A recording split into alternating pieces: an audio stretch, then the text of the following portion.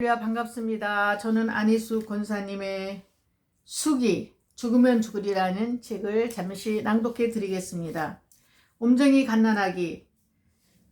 하루는 아기를 배서 몹시 나온 부인이 잡혀서 넘어왔다. 너무도 가난하고 먹을 것이 없어서 남의 집 외양간에 메어있는 소를 끌어다가 남편과 같이 들에 끌고 가서 잡아가지고 먼 동네에 가서 팔다가 들켜서 잡혀왔다고 한다. 아기를 베고 너무도 배를 곪은 그의 얼굴은 티와 기미가 잔뜩 끼어서 차마 쳐다볼 수가 없을 정도로 비참해 보였다.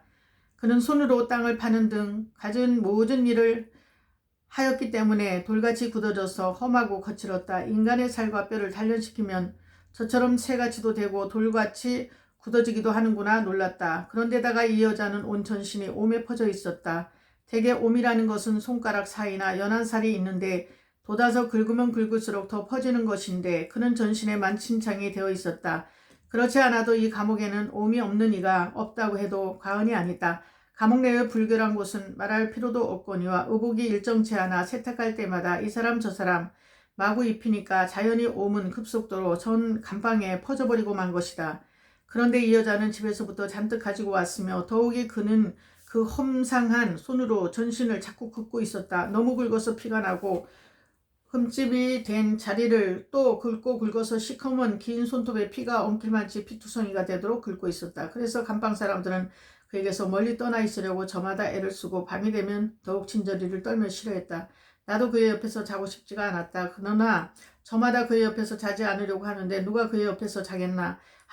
나는 하는 수 없이 그를 먼저 눕게 하고 그 다음에 내가 눕고 나 다음에 다른 사람들을 눕게 했다. 화춘이는 내가 그의 옆에 눕는 것을 보더니 선생님 제가 그의 옆에 눕겠어요. 저는 아무래도 사형을 받을 테니까 몸이 오르면 좀 어때요?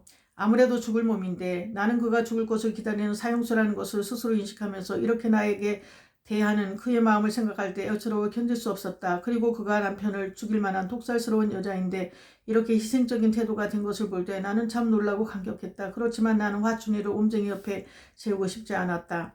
이제 며칠 안 남은 형제 화춘, 그에게 복음을 받아 주 안에서 형제가 된 내 사랑 아니 예수님의 사랑을 받아 누리다가 주님 앞에 가기를 바랐던 탓에 나는 화춘이를 옴쟁이 다음에 세우지 않았다. 그래서 나는 옴쟁이를 다음에 놓고 화춘이는 나 다음에 잤다. 선아가 몹시 내 옆에 자기를 원했지만 화춘이 다음에 누워 자기 했다.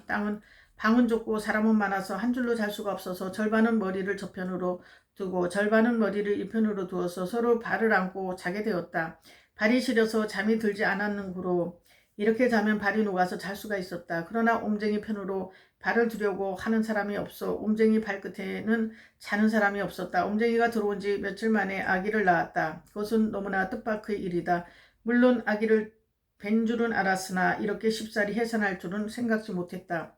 그는 아침에 몇 번 애를 쓰더니 옷 속에서 소리 지르며 우는 갓난아기를 끄집어 내었으니 말이다.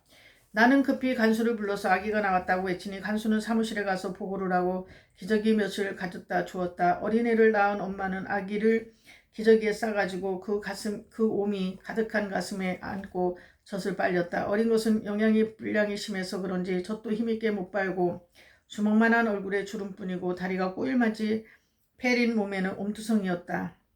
힘없는 이 기운으로 애를 쓰며 젖을 빨아도 젖은 한 방울도 나오지 않았다. 이 어린 생명은 젖도 없이 옴을 전신에 가지고 물레어올 기운이 없었다. 아기가 나왔다고 해도 아무 대책도 없이 하루가 다 지나갔다. 이튿날 아침엔 어린 아기를 위해서 침죽이 나왔다. 이 어린 것이 어찌 죽을 먹을 수 있을까? 죽을 먹이려고 해도 숟가락이 없었다. 나는 간수에게 애걸을 해서 숟가락을 하나 얻어서 숟가락으로 흰죽 국물을 조금씩 아기 입에 넣어주었다. 이 어린 것이 살아보겠다고 죽국물이 들어가면 힘을 다해서 움적거리며 죽을 삼켰다. 나는 그 옴쟁이 가슴속에 들어가는 어린 것이 너무도 가엾어서 빼앗아가지고 더러운 기저귀를 벗겨버리고 발가벗겨서 옴투성인 어린 것을 내 가슴속에 집어넣었다. 찬 어린 손과 발이 내 가슴속에서 아물아물하고 있었다. 내가 어렸을 때 너무 약하고 적어서 아버지가 나를 그의 가슴에 품고 다녔다고 한 말을 늘 들었다. 나는 이 옴투성이 아이를 가슴에 넣어 품고 말로 할 수 없는 여러 가지 생각이 많았다. 어쩌면 하나님의 지으심 중에 가장 영장인 인간이 이렇게 비참하게 살아간다는 것은 너무도 생각할 수 없는 사실 같았다. 나는 이 어린 생명을 위해서 가슴속에서부터 복받치는 기도를 주님께 드렸다. 나는 이 어린 것이 너무도 가련하고 가엾어서 이름이나 좋은 것을 가져보라고 이름을 옥이라 지어주었다. 옥이라고 하니 그의 어머니는 감옥에서 나서 옥이라고 하는가 해서 감옥이란 뜻인가요? 하고 물었다. 나는 고개를 흔들면서 천만의 옥이라는 것은 구슬이라는 옥이고 구슬이라는 뜻이 옷같이 이쁘고 옷같이 귀하고 옷같이 사람들이 좋아라고 해서 구슬인 옥이란 말이죠. 옥이면 뭐하고 감옥이면 뭐래요. 아무래도 굶어 죽을 것인데 그의 말이 옳았다. 감옥에 있으면 젖이 나지 않았어. 못 먹으니 굶어 죽을 것이고 사회에 나가면 가난해서 굶어 죽을 것이다. 나는 이러한 언짢은 생각을 하며 다시 품에 있는 아기를 보았다. 아기에게 온기를 주는 것을 심장이 뛰고 있는 가슴밖에 없어. 이렇게 가슴 속에 벌거벗겨 집어넣고 공기가 통하여야 어린 것이 숨을 쉬겠는고로 조금 공기가 통할 구멍을 내어놓고 머리를 숙여서 그 얼굴을 보면 때때로 까만 눈을 감았다 떴다 한다. 그러다가는 배가 고파서 입을 벌리고 입술짓을 하기도 했다. 울 기운이 없어서 그런지 울지도 않았다. 애기 어머니는 피도 많이 나오지 않고 아무렇지도 않았다. 멀쩡해서 배고픈 말만 하며 울었다. 광야보다 더한 감옥에서 그에게 무엇을 주어 먹일 수 있을까? 너무도 애가 타고 아득한 일이었다. 만약 집에서 아기를 낳았다면 아기를 위해 부드러운 소목과 포단을 지어두며 옷을 짓고 기저귀를 준비하며 또 산모를 위해서 좋은 미역을 준비하여 산모는 찬물도 못 마시게 하고 더운 방에서 더운 것을 먹고 적어도 한 달 동안은 밖에 나오지 못하게 하고 돌보아 주는 것이겠지만 이 형무소에서 아기를 낳는 것은 인간으로서 대접은 하나도 받을 수가 없이 되어 있으므로 울 수도 없었다. 아물거리는 어린 것을 가슴속에 넣고 내 애정은 이 무심한 작은 생명에게 시간이 갈수록 두터워졌다. 죽물을 조금씩 먹고 그대로 오줌을 싸면 내 가슴은 젖어서 축축했으나 말릴래야 마르게 할 방도가 없어서 축축해도 그냥 그대로 안고 있을 수밖에 없었다. 그런대로 8일을 지내온 날 아침에 아기의 숨이 강해지더니 숨지고 말았다. 가슴에서 끄집어내어 벗은 채로 기저귀에 쌓여 나가는 주먹만한 어린 얼굴의 아기를 볼 때 오직 나 혼자만 울었을 뿐 아기의 어머니는 너무도 불쌍해서 그런지 또 너무 배가 고파서 그런지 눈속이만 붉어질 뿐이었고 눈물 한 방울 떨어지지 않았다. 그런데 어린애를 품었던 내 가슴팍엔 아기에게서 옴이 올라서 온 가슴이 옴이 돋아 몹시 가려워 긁으면 긁을수록 더 따끔거리고 가렵기만 했다. 이젠 점점 더 퍼져서 가슴뿐만 아니라 손가락 사이와 목과 전신을 향해서 퍼지고 있었다. 나뿐만 아니라 다른 이들도 아기 어머니에게서 옴이 올라서 저마다 긁고 저마다 손이 옴투성이가 되었다. 밤이 되어가면 몸이 가려워서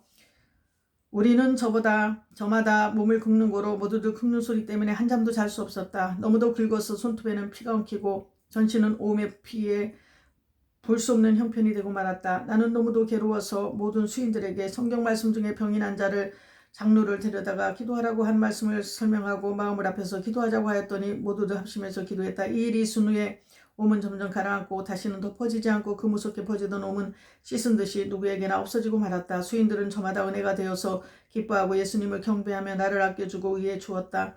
그로 인해서 그들과 더욱 가까워지고 정이 들었다. 그날은 감방의 창살 너머로 스며든 달빛이 유난히도 밝은 밤이었다. 나는 또 며칠 전에 내 품에서 죽어간 그 아이를 생각해 보았다. 그래도 인간인데 어쩌면 그렇게 와가지고 그렇게 갈 수가 있나. 그렇지만 그렇게 나서 죄도 모르고 고생도 모르고 이 세상 구경도 안 하고 세상을 보지도 않고 알지도 못하고 순이 가버린 그는 그 얼마나 복된가 하는 부러운 생각도 났다. 나도 내 어머니 뱃속에서 나오자 그같이 되었더라면 이 같은 고생이 없었을 것이고 앞으로 어떤 일이 닥칠지 모르는 생을 생각할 때 그렇게도 그 죽은 아기가 부러워서 눈물이 그치지 않았다. 그러나 나는 내 머리를 흔들면서 나를 깨우치며 내 심령의 눈을 높이 떴다. 이 죽은 아기보다도 더 약하게 세상에 나온 나를 하나님이 기르시고 살게 하셔서 복음 전파에 사명을 맡기셨으니 맡겨진 이 사명을 다하는 날까지 배고프고 춥고 무서움에 떨면서도 그래도 나를 택하신 하나님께 순종하고 그의 원하시는 대로 또 인도하시는 대로 되었다가 죽어서 주님 앞에 가면 그 얼마나 더 가치 있는 일이 될까. 후회만 없도록 후회할 일만 안 하고 주님 따라 가자. 가고 또 가자. 산도 넘고 골짜기도 지나고 굴속으로도 들어가고 맹수와도 겨누어 싸우고 먹지 못하는 일도 있고 얼어 죽을 일도 있고 너무 원수가 강하고 많아서 기절할 때도 있어도 그래도 주님 손 꼭 붙잡고 그의 음성을 예민하게 조심스러이 들으면서 잡음이 아무리 많고 커도 예수님 음성만을 가려듣고 그 팔에 매달려서 이끄는 대로 몰아 보시는 대로 가보자. 오 주여, 내 가슴은 때로는 연기로 가득해지니이다. 당신의 빛을 내 가슴 속에 비치사 이 어둡고 쓰리게 하는 연기를 모두 태워주소서. 이 타고 침침한 가슴 속에 생수의 샘이 솔솔 솟고 졸졸 흘러서 내 얼굴에 기쁨이 솟아나게 하소서. 감사드립니다. 오늘 여기까지 하겠습니다.